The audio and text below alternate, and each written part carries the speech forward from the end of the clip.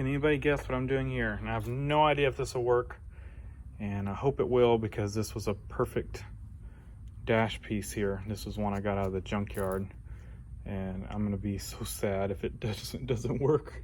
And I probably should have taken one of mine that has broken wood on it and started off with that, but my thinking was I would probably do it on that one and make it perfect the first time, and then the second one I'd probably mess up. So I decided to risk it on the good one, and we'll do what we can to make it work. Now, I did not break it. It did not bust up any of the laminate wood or anything. This one seems to have a thicker coat on it than some of the other ones, and this one's in really nice shape. So I'm going to clean this up. I still haven't showed you what I'm doing. I've had a boost gauge on this thing mounted under the dash, just kind of dangling under the dash, this one, and we're finally going to mount it. We're going to put it in there, and it'll be in the center of the dash, and I may not hook up the lights to it yet, but we're going to at least get it dash mounted. So let me take a rag and clean up these marks. I just centered this. Actually, I centered it, and then I took a step below, maybe 1/8 of an inch below my center mark towards the bottom, just because this part up here kind of goes up into the dash, and I knew I didn't have much clearance here. So I hugged as tight as I could without going too thin there. And the back of this is aluminum, so just be real careful drilling through it. Go real slow. This is a really good quality bit. It's 2 1/16, which seems perfect. I don't know what the standard is, what that's supposed to be, or what that is supposed to be mounted on, but that seems to fit great. So that's what I went with. I had a 2 1/8, and it seemed a little like it was going to be sloppy, so it's 2 1/16. Like I said, I don't know what size hole that thing's supposed to have, but I don't think a 2-inch would fit. So let's put it in there. We're going to bolt up the dash. This aluminum part was actually coming off here, so I just stuck it back on with some weather strip adhesive, some of that black weather strip adhesive. That should be strong, and I did that before I drilled it. I backed it with a piece of wood and just held it and went super slow drilling it. And slow, I mean the speed was slow, but also my progression into it was slow, and just eased into it, and it cut it out. So let's see if it'll fit. Hopefully it does. It looks good. So do not over tighten those, and try to get them as close to you can see this thing was already warped a little bit, and as I started tightening down, it started going a little more. What I may end up doing is, we're gonna see how this thing slides in. I may not be able to use that bracket to hold it in. It fits fairly tight. We may use, may just let it be a friction fit, because I'm not sure I can get this thing in with the gauge in it. But I pushed those up against the gauge as close as I could, just to make sure that it didn't try to flex it too much. The further out away from the gauge you get, the more it's going to try to bend this. And like I said, it was already bent like that a little bit. I guess it was just warped. And so as I started tightening these down, it started going a little bit more, so I backed off of them. So they're not very tight, but the gauge itself fits in pretty tight, so we may end up just having to slip it in once this wood piece is in. I'm not sure I can get all this in together.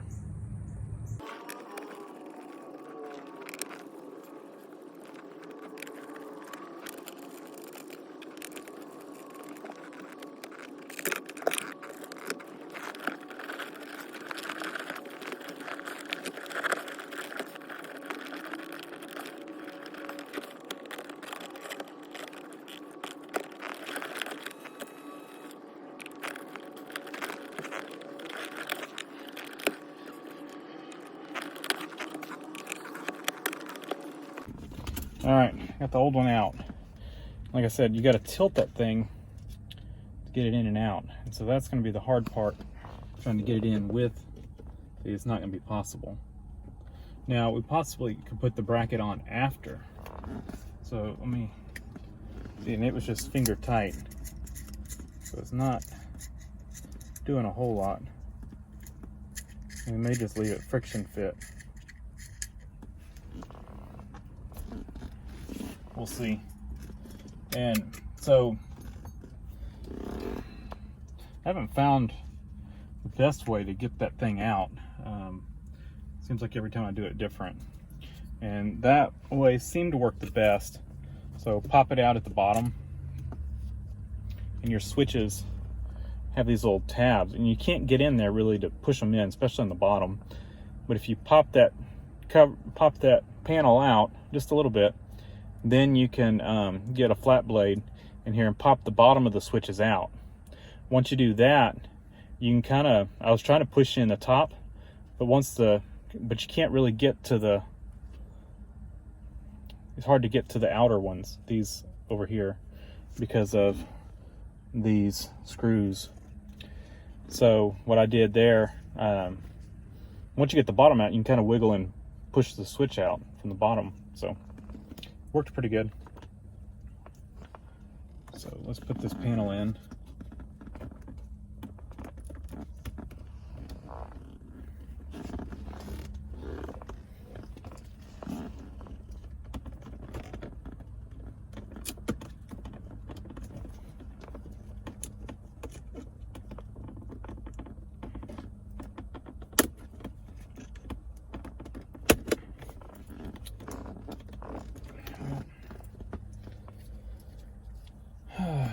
That's gonna be an issue.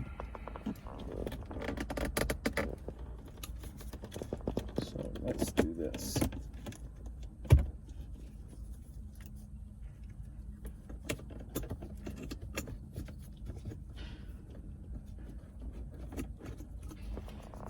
Let me work with this a minute.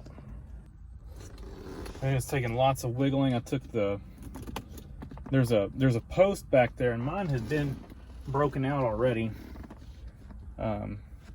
But there was a little nub down at the bottom and at the top I had to kind of cut out just slightly. Well, I just cut it out because it was already broken out.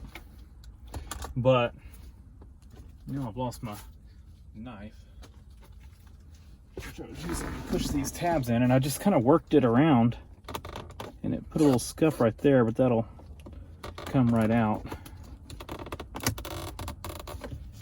And that's kind of where we are right now. It's going to kind of be sitting under the dash just a little bit. I probably should have came just a little bit lower, but I don't know that I could. But that's where we are. And I mean, it does stick under the dash just a hair, but I think I'm okay with that.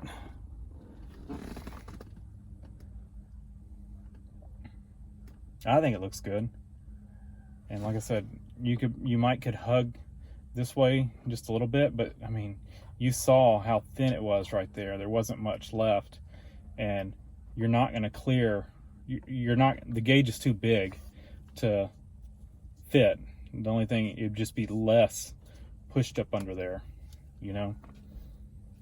but it was kind of a pain to get it in there, but it's in there. So let's go ahead and put our buttons back.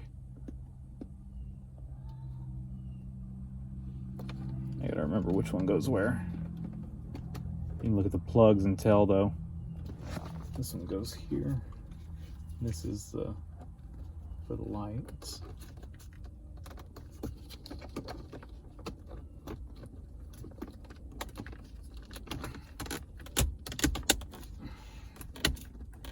Oh man, it just chipped. I'll have to touch that up. It just chipped right now. Perfect piece.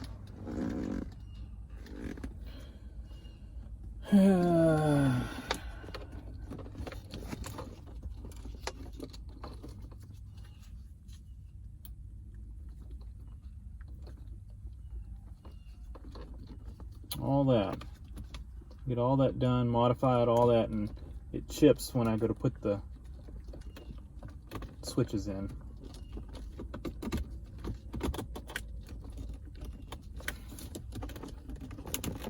I must have like cracked it or something, and it just chipped off. I'm gonna have to get the thing in there for the boost, or for the boost line. I think this one goes here.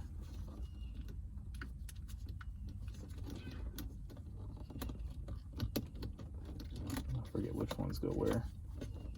It's just which one will plug in where. You can kind of look at the plugs and tell.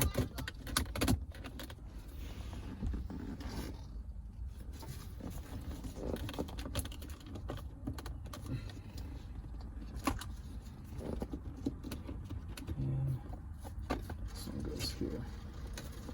Keep bumping the eject button on my radio.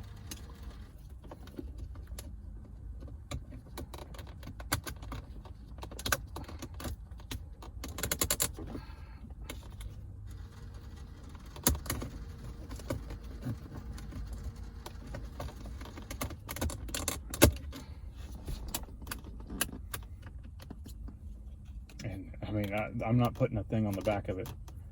It is. I mean, I guess I could, but I mean, it's wedged in there. I guess it could pop out like that a little bit.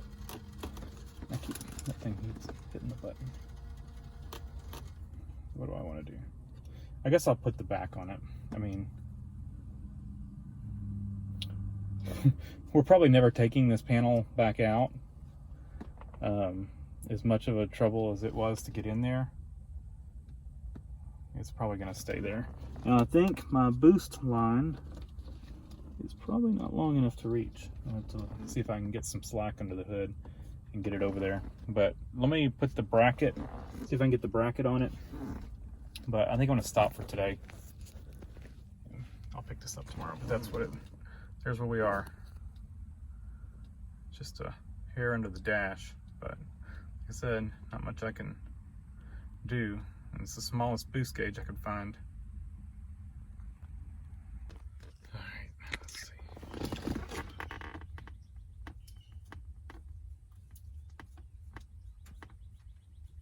It's a little dark, but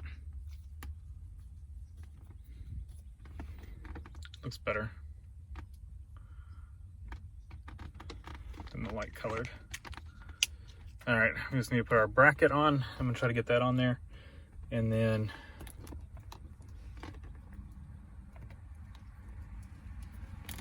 I gotta get my boost line over there. Like I said, I'm not gonna hook up the light yet. Just because I don't wanna splice into any wires yet. Don't know if there's an illumination wire for the radio. If there is, or in the radio wiring, I could tie into into that. But for right now, we're gonna leave it unhooked. I haven't had a light on it so far, so I think we're okay without it for right now. But eventually I will hook up the illumination to it. All it is a little LED.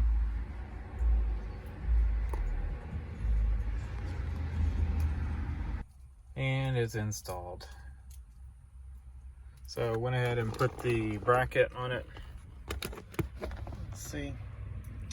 Just finger tight. The screws may even fall off. We'll see if they hold on. I just didn't want to warp that panel. And we got our boost line. And I will show y'all where that goes. And I went ahead and hooked up the illumination. Blah, blah, blah, blah. I went ahead and hooked up the illumination. And so we've got, it's the first time it's been hooked up, and it looks like it pretty much saturates the top of the gauge and not the bottom, but we're only using up to about right there anyway. So it is what it is. It's a cheap gauge. Next thing, I guess, is I will show y'all how I tied in for boost. I realized I did not do that. So, and before I just had it was just hanging on, just dangling with a bolt through here. And I just done that temporarily just to make sure my boost was good. And of course it stayed like that for like 2 years. And now we're finally mounting it. And we'll get the AC controls back in there.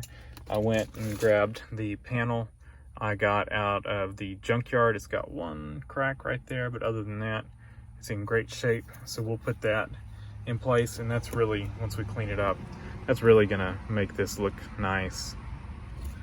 So let me show y'all how this is done. We've got some boost line that the gauge came with right there. So coming through the firewall, let me turn the light on right here. And this was just an extra one I had because there was actually a hole already in the firewall sized for that plastic line. And then that plastic line just connects to that clear tubing. It was the right size.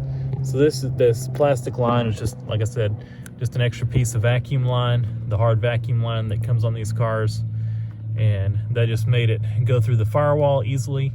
And I'll show you where I teed in under the hood. And like I said, that just runs over and runs up somewhere. I don't even see it now. Runs up in there. Oh, there it is. Runs over there and then into there and plugs into the gauge. So all this under the hood has been hooked up like this, like I said, for like 2 years with no issues. I don't remember if it came with this T or if I put that T in there.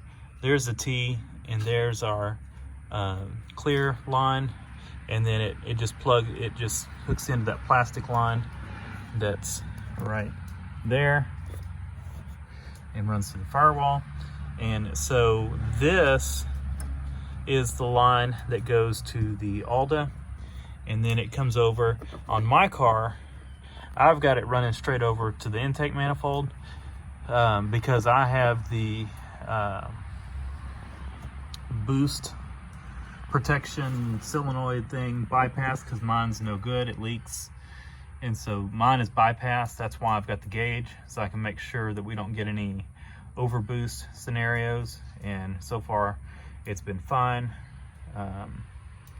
But that intake manifold port is right there on the back of the intake right there. So that line goes up, make sure that's not stopped up. That's your boost reference, I guess, for the Alda, so that when the Alda sees boost, it gives more fuel. And that's how that works. And I'm just teed into it. So that tells me one common thing is that line back there, that fitting, it'll get carboned up, and mine was carboned up shut when I got this car. And so the Alda was not adding fuel because it did not see boost. So that does two things now. Since we see our boost, you know, because we're teed into that line, but it'll also tell us if that gets carboned up, because we see the boost that the Alda sees. So if our boost gauge stops working, then we know the Alda is probably not seeing boost either. You know, you could have a bad gauge, or, you know, the fitting could be off going to the gauge. But for the most part, if our gauge shows no boost, then the Alda sees no boost. So at that point, we either know we have no boost or something has happened in our line here to the intake manifold. So that's how it's hooked up. I will show y'all a clip driving at the end of this, and you can see the boost gauge in action. And so